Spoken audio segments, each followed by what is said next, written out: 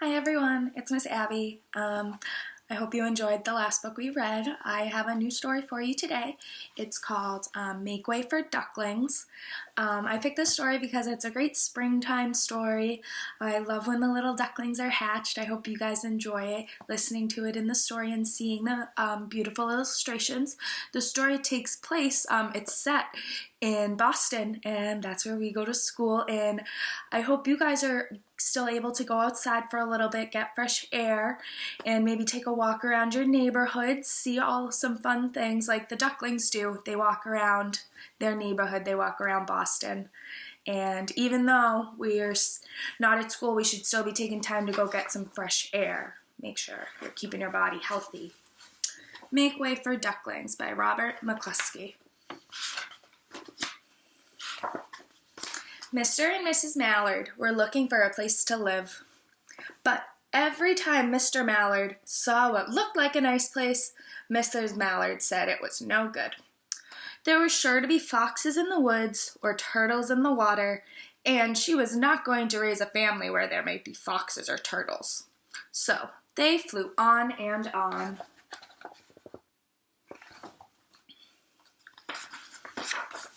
When they got to Boston, they felt too tired to fly any further. There was a nice pond in the public garden with a little island on it. The very place to spend the night, quacked Mr. Mallard. So down they flapped.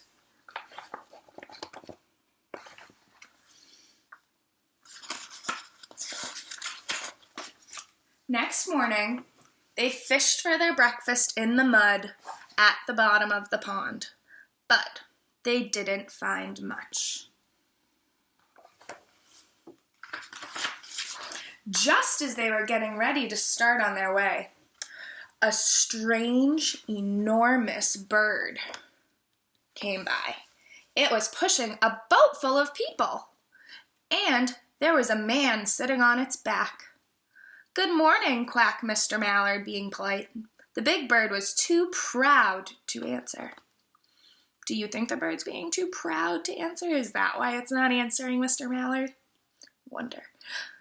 But the people on the boat threw peanuts into the water, so the Mallards followed them all round the pond and got another breakfast, better than the first. Have any of you guys ever been on the swan boats in Boston? I used to go all the time when I was little. It was so much fun. My mom would take me. It's a treat. "I like this place," said Mrs. Mallard, as they climbed out on the bank and waddled along.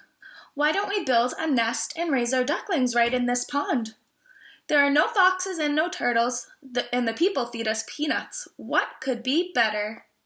"Good," said Mr. Mallard, delighted that at last Mrs. Mallard had found a place that suited her. But can everyone see in this picture what's coming towards Mr. and Mrs. Mallard? It looks like they're coming very fast. Uh-oh, I wonder what's going to happen. "Look out!" squawked Mrs. Mallard, all of a ditcher.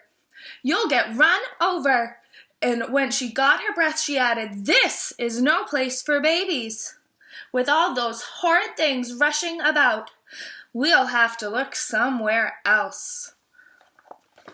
Was that little boy being safe when he just zoomed past Mr. and Mrs. Mallard on his bike?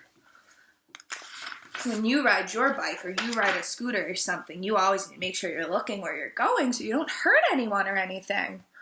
So they flew over Beacon Hill and round the State House, but there was no place there.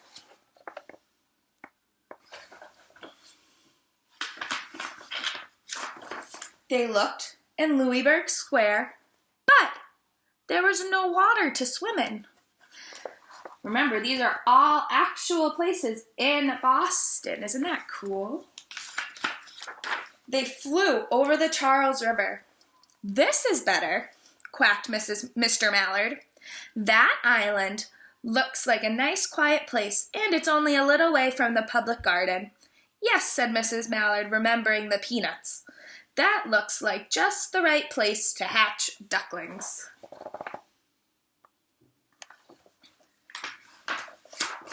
So they chose a cozy spot among the bushes near the water and settled down to build their nest. And only just in time, for now they were beginning to molt. All their old wing feathers started to drop out, and they would not be able to fly again until the new ones grow in. But of course, they could swim, and one day they swam over to the park on the riverbank, and they met a nice policeman named Michael. Michael fed them peanuts, and after that, the mallards called on Michael every day. After Mrs. Mallard had laid 8 eggs in the nest, she couldn't go visit Michael anymore because she had to sit on the eggs to keep them warm. Let's count the eggs. Can we all count them? You can be able to see. 1, 2, 3, 4, 5, 6, 7, 8. Very good. She moved off the nest only to get a drink of water, or to have her lunch, or to count the eggs to make sure they were all there. She counted them. She counts them just like we did.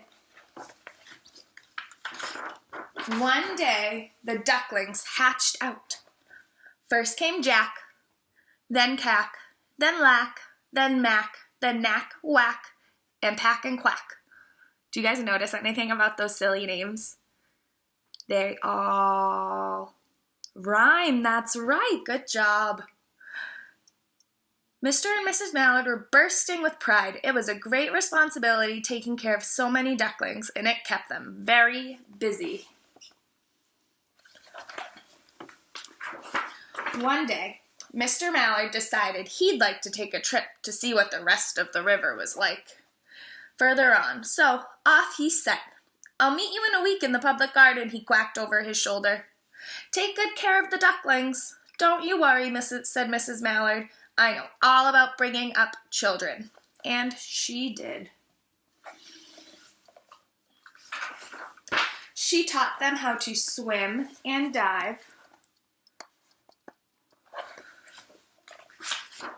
She taught them how to walk in a line, just like we do at school, to come when they are called, and to keep a safe distance from bikes and scooters and other things with wheels. I wonder why she wants to teach them not to go near those things with wheels. I wonder what could happen to them. When at last she felt perfectly satisfied with them, she said one morning, "Come along, children, follow me." Before you could wink an eyelash, Jack, Cack, Lack, Mack, Knack, Whack, Pack, and Quack fell into line, just as they had been taught. Mrs. Mallard led the way into the water, and they swam behind her to the opposite bank.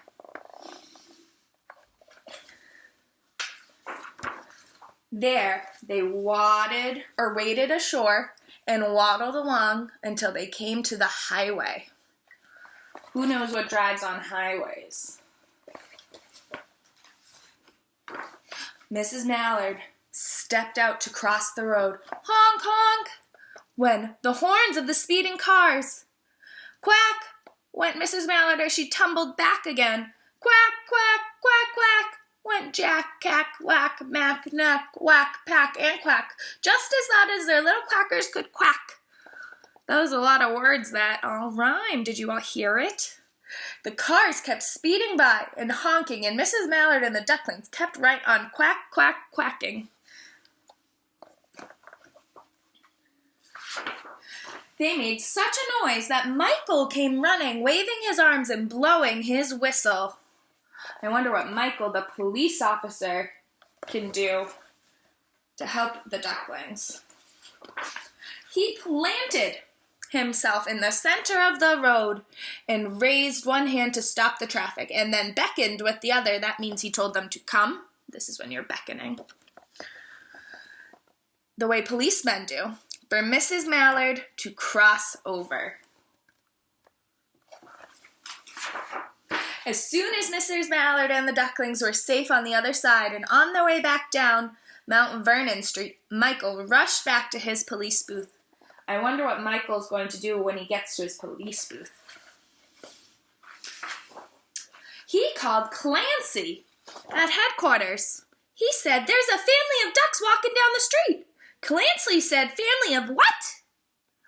"Ducks," yelled Michael. "Send a police car, quick."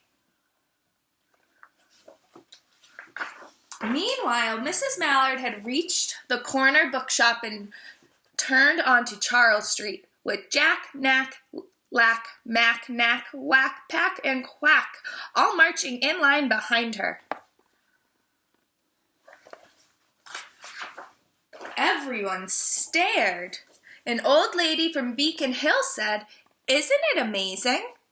And the man who swept the street said, "Well, now, ain't that nice?" And when Mrs. Mallard heard them, she was so proud she tipped her nose in the air and walked along with an extra swing in her waddle. They complimented her, and that made Mrs. Mallard feel proud. Is that how you feel when you get complimented when somebody says something nice about you? When they came to the corner of Beacon Street, there was a police car with 4 policemen that Clancy had sent from headquarters. The policemen held back the traffic so Mrs. Mallard and the Ducklings could march across the street.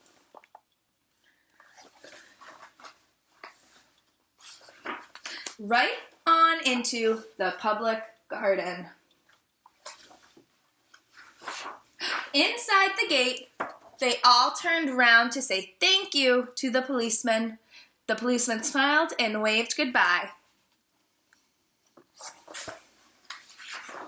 When they reached the pond and swam across the little island, there was Mr. Mallard waiting for them, just as he had promised.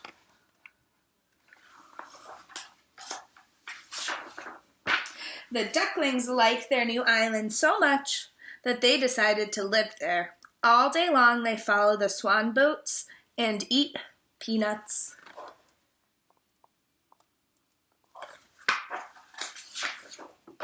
And when night falls, they swim to their little island and go to sleep.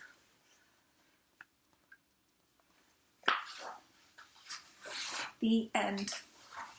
I hope you guys all enjoyed that story, and check back soon for the next one. I'll see you guys soon. Take care.